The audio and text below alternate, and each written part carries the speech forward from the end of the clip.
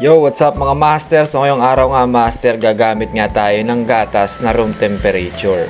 Sabi ko nga master, mas okay sa mga low pressure na espresso machine yung room temperature lang na gatas. Again master, lagi ko itong ginagawa sa coffee shop, yung gumagamit ako ng room temperature na gatas. So may nagtatanong nga sa akin dito, ilang ml daw yung ginagamit kong gatas sa 12 ounce cups. Ang sagot master ay 250 ml. At syempre master, shoutout nga pala kay Perhulin Mieki Mercado. Nakagising daw ng utak mga videos natin. Kay John Henry at Jensa Casino from Cagayan de Oro City, shoutout master. Keep pouring boss. Kay Edison Dison, shoutout master from Alabang. Lagi daw siya nanonood ng vlog natin. Kay Kevin Viralle Tumbaga, shoutout master. Assalamualaikum warahmatullahi wabarakatuh. Gilbert Karinan, ayan, Riyadh uli. Namimiss ko na master mag-Arabic, patry nga.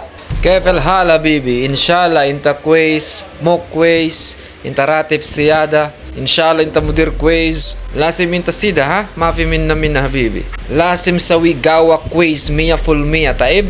Inshallah bagi wahid itnin sana inta mojud Philippine. Then inta siyada pulos, baden inta mabsut siyada habibi. Mga hindi nakagets ng sinabi ko master, ay siya itanong nyo na lang sa kasama nyong marunong din mag-Arabic. Ito na nga pala master yung ating swan based latte art using a room temperature milk.